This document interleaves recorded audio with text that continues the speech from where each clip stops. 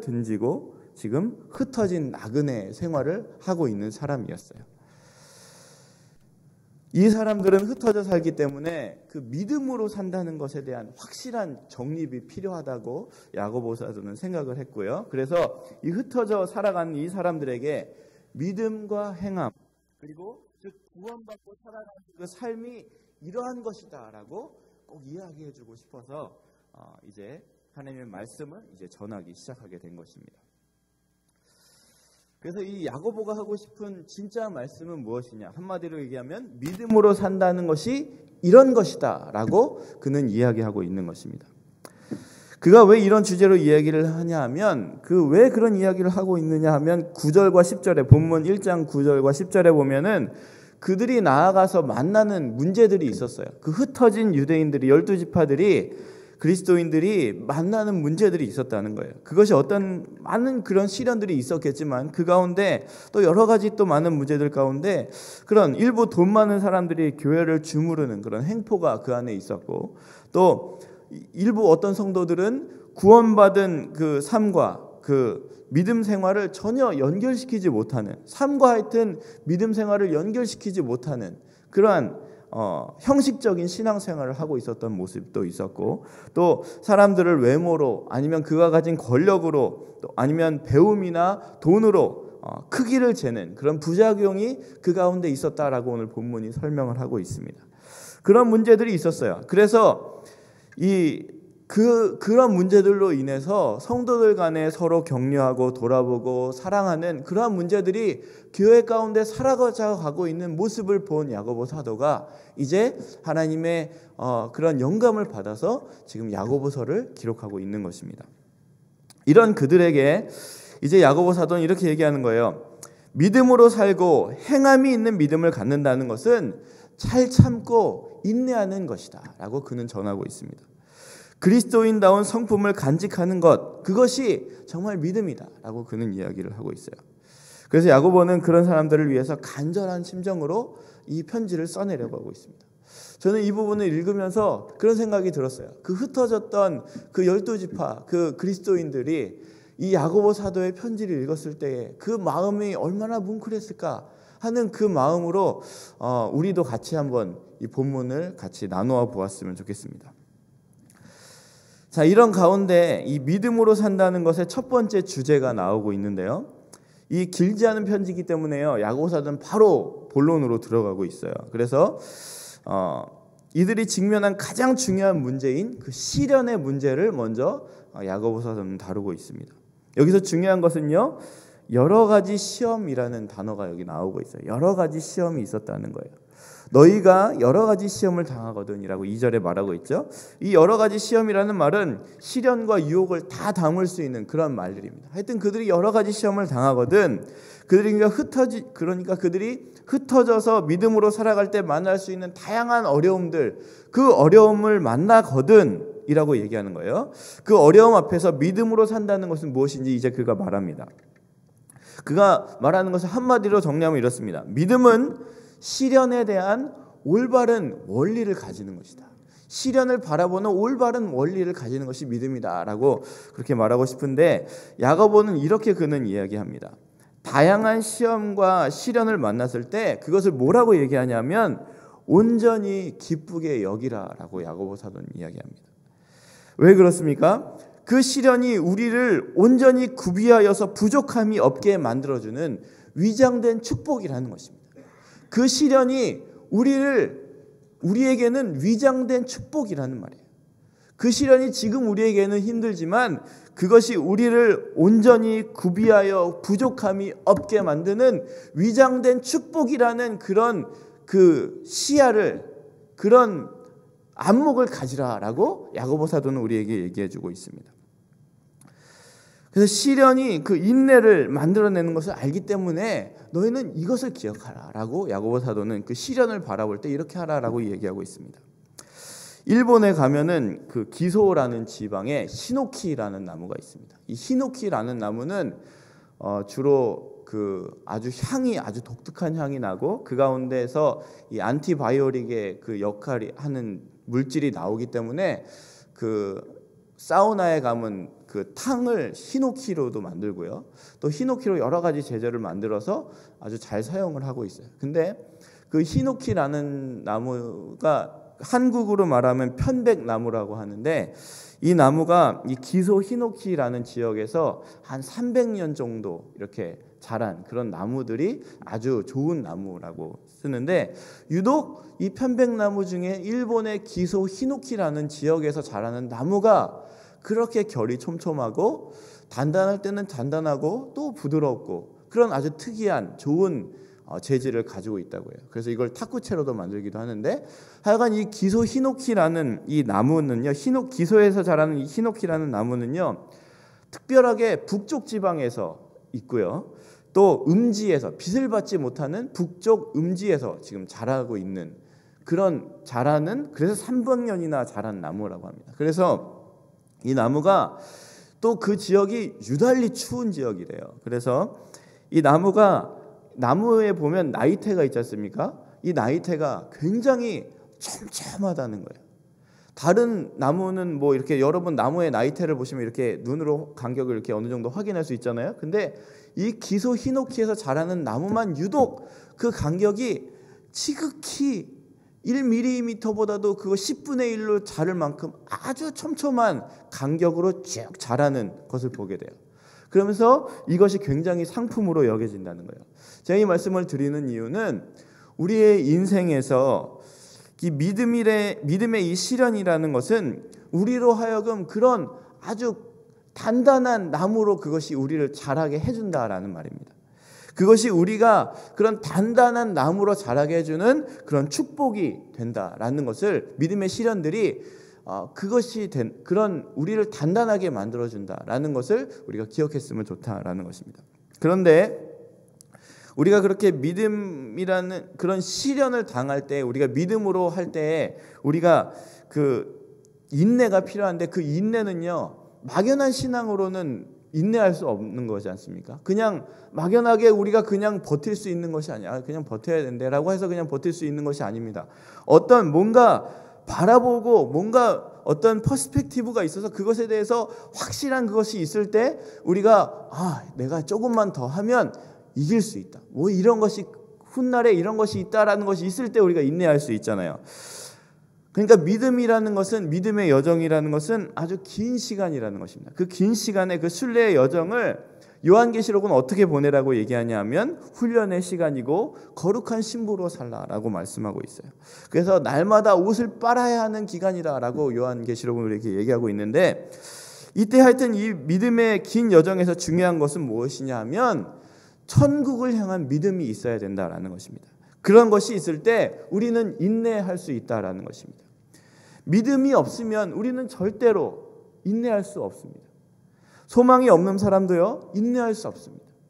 그래서 흩어져 살아가는 사람들에게 이 믿음으로 산다는 것은, 본토 친척 아비 집을 다 떠나서 아무 비빌 데도 없는 곳에서 혼자 살아가고 있는 그 사람들에게 이 믿음으로 산다는 것은 그들이 처한 여러 가지 시험 앞에서 확고한 그 원리를 주는 아주 중요한 것이기 때문에 야고보 사도는 그들에게 지금 이 편지를 써내려가고 있는 거예요.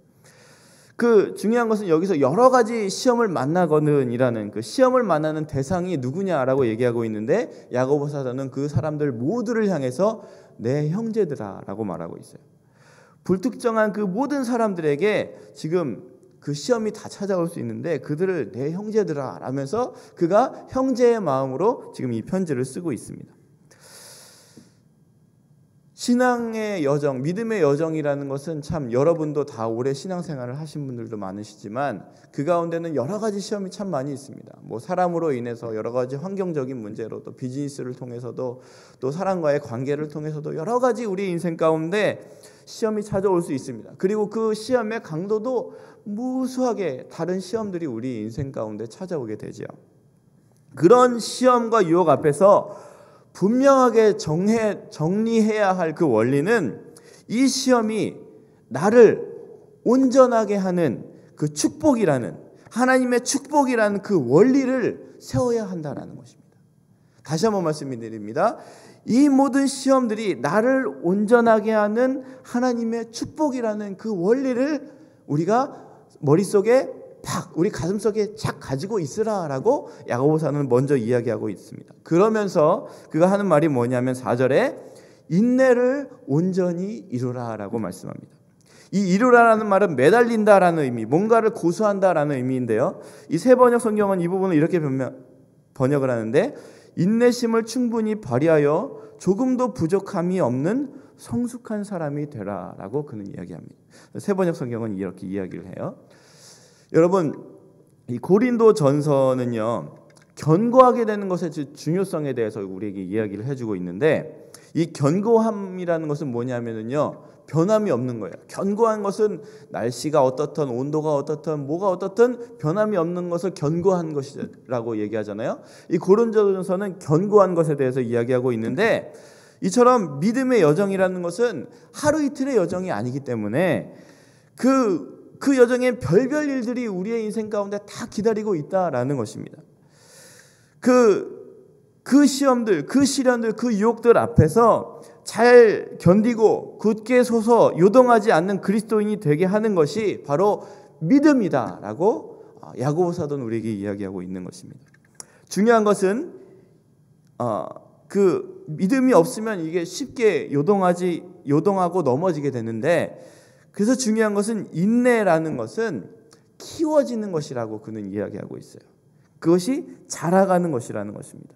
그것이 우리를 온전히 구비하여서 성숙하게 하는데 자라가게 한다라는 것입니다. 그래서 이루라고 하고 구비하라라고 야고보 사도는 이야기합니다. 그 문제의 핵심은 우리에게 다가오는 이런 다양한 시련들, 시험들, 유혹들이 그 모든 것들이 우리가 이기고 인내해야 할 것들이라는 그런 원리를 우리가 가져야 된다라는 것입니다. 그래서 우리는요, 믿음은 시련들 앞에서 의연하고 당당하고 또 인내하는 것이라는 결론을 오늘 말씀을 통해서 내릴 수가 있습니다. 믿음은요, 이렇게 얘기할 수 있습니다. 소망에 관한 이유가 믿음입니다. 믿음이 확실한 사람은요, 소망이 있는 사람은요, 인내할 수 있습니다. 내 앞에 지금 어려움과 힘든 상황이 있더라도 인내할 수 있는 거예요. 비록 그 시간이 아무리 오래 걸린다고 할지라도 그 가운데 인내할 수 있습니다. 그러나 소망에 대한 그 믿음이 없는 사람은 절대로 그 믿음의 시험들 앞에 인내할 수가 없는 거예요. 견딜 수가 없는 것입니다. 자, 그런 것들을 잘 견디는 사람들을 한자성어로 외유내강이라고 하죠. 외유내강의 신앙이 겉은 부드럽지만 부드럽고 순하지만 속은 단단하고 곧다라는 의미인데, 이런 사람의 예로 우리는 성경의 인물을 요셉을 들 수 있습니다. 그는요, 자신의 의지와 상관없이 형들에 의해서 노예로 팔려가는 그런 인생의 엄청난 시련 앞에 맞이하게 됐어요. 그때 그는요, 좌절에 빠져서 스스로 목숨을 끊거나 하는, 또 하나님을 원망하거나 하지 않았어요. 그냥 다만 주어진 삶에 그는 최선을 다하는 삶을 살았습니다. 그 결과 보디발의 집에서 초고속 승진을 거듭해서 정말 가정 전체를 책임지는 총무의 자리에 앉게 되었습니다. 그런데 거기서 또 인생의 어려움을 만납니다. 자신의 의지와 상관없이 방탕한 여자의 유혹이라는 그 시련이 그에게 찾아와서 졸지에 억울한 감옥살이를 그가 하게 되는 것입니다. 그때도 요셉은 원망과 좌절로 그 시간을 보내지 않았죠. 그리고 그 주어진 자리에서 믿음으로 살았고 그는 긍정적이었습니다.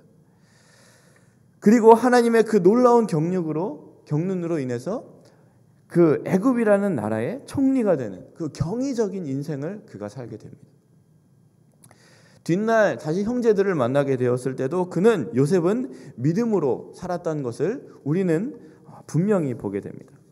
그때 요셉이 했던 고백을 여러분 기억하십니까? 창세기 그 50장 19절 20절인데 형들이 다 두려워서 떨고 있을 때 그가 형들에게 했던 말입니다. 요셉이 그들에게 이르되 두려워하지 마소서, 내가 하나님을 대신하리이까. 당신들은 나를 해하려 하였으나 하나님은 그것을 선으로 바꾸사 오늘과 같이 많은 백성의 생명을 구원하게 하시려 하셨나니 당신들은 두려워하지 마소서. 내가 당신들과 당신들의 자녀를 기르리이다 하고 그들을 간곡한 말로 위로하였더라 라고 창세기는 기록하고 있어요. 여러분, 이것이 무엇이 하는 일입니까? 무엇이 이런 일을 할 수 있습니까? 무엇이 요셉을 이렇게까지 할 수 있게 했을까요? 믿음이 요셉을 이렇게 할 수 있게 했다는 것입니다. 시련에 넘어져서 좌절하고 절망해서 패배자가 되는 인생은 믿음의 사람이 아닙니다. 그 어려움을 축복으로 바꿔서 용서하고 풀어줄 수 있는 사람, 그가 바로 믿음의 사람이라는 것입니다. 믿음으로 산다는 것은 이런 것이라는 것입니다. 내가 사망의 음침한 골짜기로 다닐지라도 해를 두려워하지 않을 수 있는 이유가 무엇입니까? 주의 지팡이와 막대기가 나를 안위하신다는 그 확신 때문에 그럴 수 있다는 거 아닙니까? 자, 쉽게 무너지는 사람은요, 믿음이 없다는 것을 반증하는 것입니다. 우리가 믿는 예수님이 그렇게 가치 없는 예수님입니까? 그렇지 않지 않습니까? 우리를 위해서 값으로 지불되신 그 예수님이 사소한 시험 앞에 넘어질 만큼 그렇게 값싼 분이 아니라는 것입니다. 그렇다면 결국 그런 사람은 나중에는 천국을 상속으로 받을 수 없는 거예요. 자, 인생의 문제들을 대하는 우리의 태도를 한번 보십시오. 같은 문제에 대해서 어떤 사람은 화락 불타오르고 정말 뒤집히고 난리가 납니다. 그런데 어떤 사람은 조용히 그 자리를 피하고 입을 닫고 인내하고 기다리고 기도하고 합니다. 이것이 지혜로운 방법이죠. 저는 지금까지 쭉 살아오면서 그런 원리를 제가 깨달은 것은 어떤 어려운 일이, 힘든 일이 닥쳤을 때 그때는 내가 행동할 때가 아니고 기다리고 인내할 때라는 것을 제 마음속에 자꾸 상기시키려고 노력을 합니다. 왜냐하면 그 어려움이 닥쳤을 때에 성급하게 내가 반응을 하고 결정을 하고 내가 함부로 말을 하고 하면 반드시 후회할 말을 하게 되고 반드시 그런 행동을 하게 되더라고요. 그리고 나서 정말 후회하는 일들이 일어나고 그것들에 대해서 힘든 시간들을 또 다시 보내게 되더라고요. 그래서 속에서 불이 나도 참으려고 노력을 합니다. 그렇게 하려고 해요. 자, 믿음의 시련이 다가올 때는요, 우리는요, 잘 참아서 기다리면서 인내해야 됩니다. 그래서 이렇게 얘기하면 좋겠어요. 마음이 믿음으로 가득 찰 때까지 기다리라 라고 말씀드리고 싶어요. 내 마음이 믿음으로 가득 찰 때까지 기다리십시오. 우리가 어려운 시험을 당했을 때에 막 그런 힘든 상황이 우리 가운데 닥쳤을 때에 우리는 그 가운데 믿음으로 반응하지 않으면 분명히 후회할 일들을 하게 됩니다. 누군가에게 상처를 주게 되고 어려움이 일어나게 돼요. 그래서 그런 것들이 우리 가운데 닥쳤을 때 우리의 마음이 믿음으로 가득 찰 때까지 기다리십시오. 부부싸움을 할 때도 마찬가지예요. 우리의 마음이 믿음으로 찰 때까지 기다리십시오. 내 앞에 나오려고 하는 그 수많은 언어들을 다 잡으시고 마음이 믿음으로 찰 때까지 기다리십시오. 그리고 그 내가 믿음으로 말할 것이 무엇인가라고 기억하십시오. 공동체 안에서도 마찬가지예요. 우리가 살아가면서 서로 때로는 부딪히고 있을 때 내 마음이 믿음으로 찰 때까지 기다리는 겁니다. 그러고 내가 믿음으로 어떤 말을 해야 될지 그때 반응해야 된다는 것입니다. 우리가 사업을 하든 무슨 생각을 하든 무슨 일들을 하든 야고보 사도가 우리에게 지금 이것을 가르치고 있는 거예요. 내 마음이 믿음으로 찰 때까지 기다리라, 인내하라라고 야고보 사도는 우리에게 가르쳐주고 있습니다. 여러분, 마음의 평안이 깨졌을 때 정말 결정하고 행동하지 마십시오. 이때 붙잡아야 될 원리가 바로 믿음의 원리, 믿음으로 사는 원리입니다. 여러 가지 시험, 시련, 유혹이 찾아왔을 때 잘 견딜 수 있는 원리가 바로 믿음이라는 것입니다. 오늘 안수 집사 주간 예배로 드리는데요, 적어도 안수 집사님들이시라면 이러한 그 외유내강의 믿음을 소유하시기 바랍니다. 어떤 문제들에 대해서 쉽게 반응하지 말고 쉽게 결론 내리지 마십시오.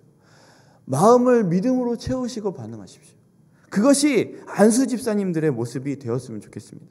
그래서 교회에 어떤 어려움이 있을 때 반응하는 여러분의 모습들이 달랐으면 좋겠습니다.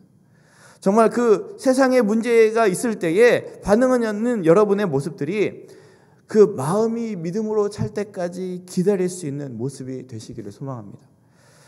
우리 모두의 모습들이 다 그래야 됩니다. 그래야 우리 교회가 건강한 공동체로 서갈 수 있는 것입니다. 그래서 이 첫 번째 원리를, 이 시련을 대하는 그리스도의 원리를, 그리스도인의 그 원리를 이렇게 1원리를 이렇게 얘기했으면, 첫 번째 원리를 이렇게 얘기했으면 좋겠습니다. 믿음의 시련이 다가올 때는 잠잠히 참아서 기다리면서 마음이 믿음으로 찰 때까지 기다리자. 한마디로 얘기하면 믿음의 첫 번째 원리, 시험이 닥쳐왔을 때 믿음의 첫 번째 원리, 기다리자라는 겁니다. 기다리자라는 거예요. 자, 여러분 잘 참아내십시오. 쉽게 요동하고 쉽게 흔들리는 믿음은요, 소망에 대한 그 근거가 확실하지 않기 때문에 흔들리는 겁니다.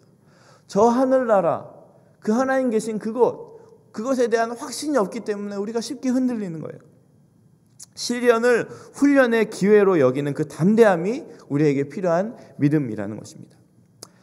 자, 그렇기 때문에 두 번째 원리를 이제 기다리면서 우리가 해야 될 두 번째 원리는 무엇이냐면, 시련이 찾아왔을 때 기도하는 것입니다.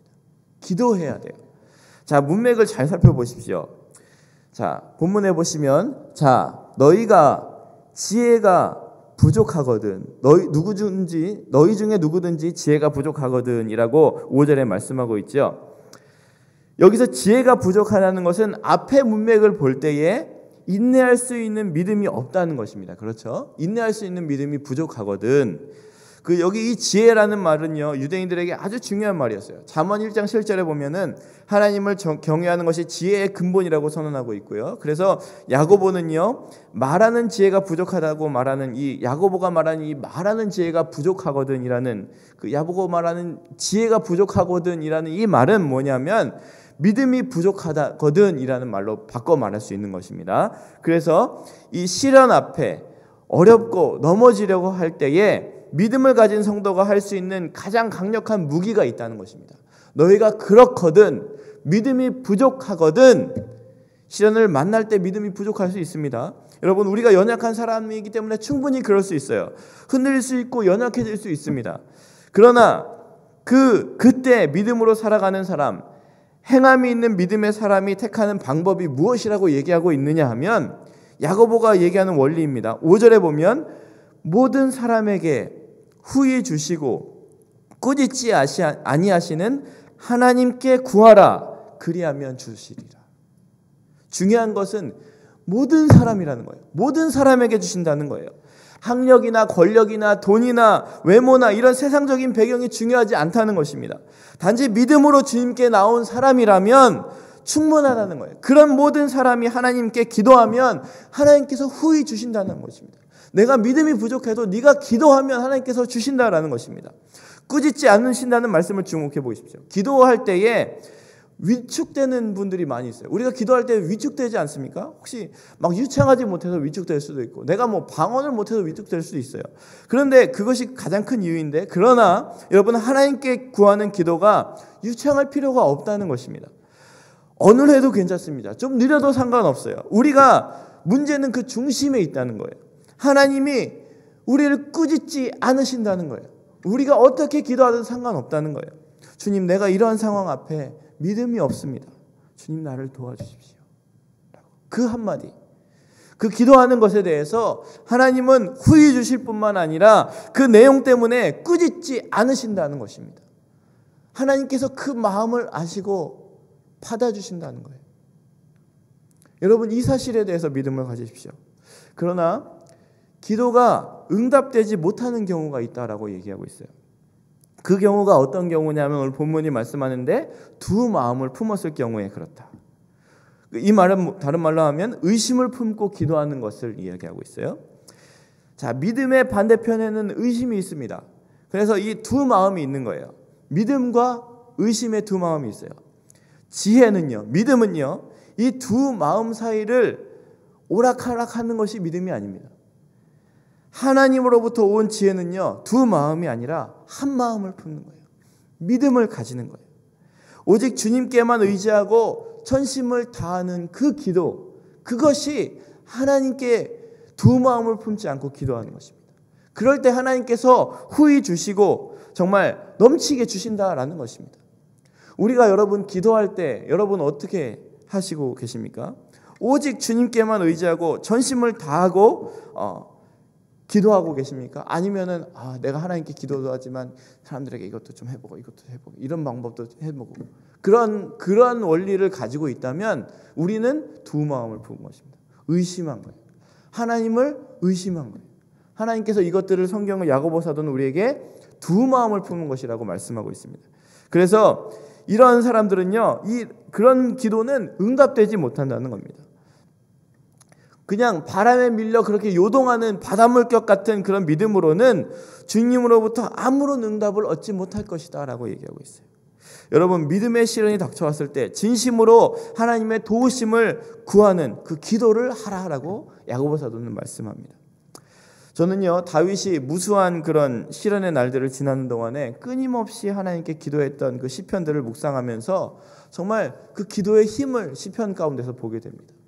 정말 그는 무수히 끊임없이 기도했어요. 그것들이 그 시편에 구구절절하게 나와 있잖아요. 하나님은요, 다윗에게 그렇게 훌륭한 사람이었는데도 그가 그렇게 믿음이 좋았음에도 불구하고 많은 시련을 주셨어요. 그의 삶 가운데. 그리고 그 시련을 믿음으로 견딜 수 있는 그 믿음을 주셨습니다. 그리고 기도할 수 있는 믿음을 하나님께서는 다윗에게 주셨어요. 그래서 그는 기도했어요. 그래서 다윗은요, 위기의 순간마다 하나님께 아뢰면서 그 어려움들을 이겨나갈 수 있는 거예요. 이겨나갈 수 있었던 것입니다. 그것이 지금 시편의 구구절절이 기록되어 있어요. 여러분, 기도는요, 하나님을 전적으로 신뢰하는 사람의 것입니다. 기도는요, 하나님을 전적으로 신뢰하는 사람의 것입니다. 그러므로 믿음으로 살아가는 두 번째 원리는요, 온전한 믿음으로 기도하라라는 것입니다. 자, 이 원리가 뭐라고요? 믿음으로 기다리라. 이 원리는요, 믿음으로 기도하자. 이 원리는요, 기다리는 것이고 이 원리는 기도하라라는 것입니다. 야고보 사도는 이렇게 우리에게 이야기하고 있습니다. 여러분, 믿음은요, 생활입니다. 믿음은요, 행함이에요. 그러므로 믿음으로 산다는 것은 시련에 대한 올바른 생각을 정리하는 것에서부터 시작되는 것입니다. 우리가 광야에서 만나는 다양한 그런 시험들 앞에서 우리는 이 모든 시련이 지향하고 있는 것들에 대해서 분명한 원리를 가지고 있어야 됩니다. 정립해야 됩니다. 이 시련들은요, 하나님 앞에서 나를 정금같게 나오게 하시기 위한 훈련의 광야라는 그 믿음이 우리 가운데 있었으면 좋겠습니다. 이 길의 끝에 분명하게 주님이 계시다는 그 믿음을 가지시기 바랍니다. 우리 가운데 시험이 있다는 것은요, 하나님이 우리를 아주 단단하고 견고한 나무로 자라게 하고 계시다는 겁니다. 그래서 하나님께서 우리를 사용하실 때가 분명히 있다라는 것입니다. 여러분의 인생 앞에 실패와 좌절과 어려움이 있습니까? 그것에는 분명히 하나님께서 우리를 향해서 자라게 하시고 하시는 분명한 하나님의 계획과 뜻이 있다라는 그 원리를 붙잡으시기 바랍니다. 그리고 이 길의 끝에 분명히 주님께서 우리를 기다리고 계신다라는 그러한 믿음을 여러분 소유하시기 바랍니다. 그래서 우리에게는요, 인내가 필요합니다.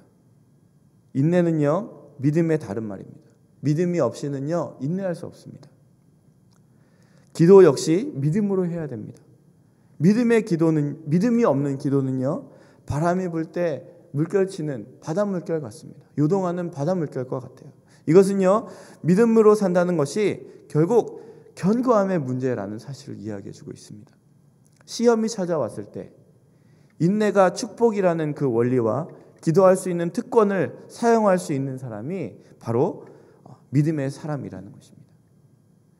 우리에게 후히 주시고 꾸짖지 아니하시는 주님 앞에 온전한 마음으로 여러분 다 아뢰시기 바랍니다. 우리는요, 여전히 훈련이라는 광야에 있습니다. 우리에게는 여전히 시련이 있고 시험이 있습니다. 유혹이 있습니다. 어려움이 존재합니다. 그때 믿음으로 산다는 것은요, 기도로 승리하는 것이라는 것을 분명히 정리하셔서 오늘도 또 내일도 믿음으로 승리하시는 여러분 모두가 되시기를, 또 오늘 특별히 이곳에 모인 안순희 집사님들이 되시기를 소원합니다. 기도하겠습니다.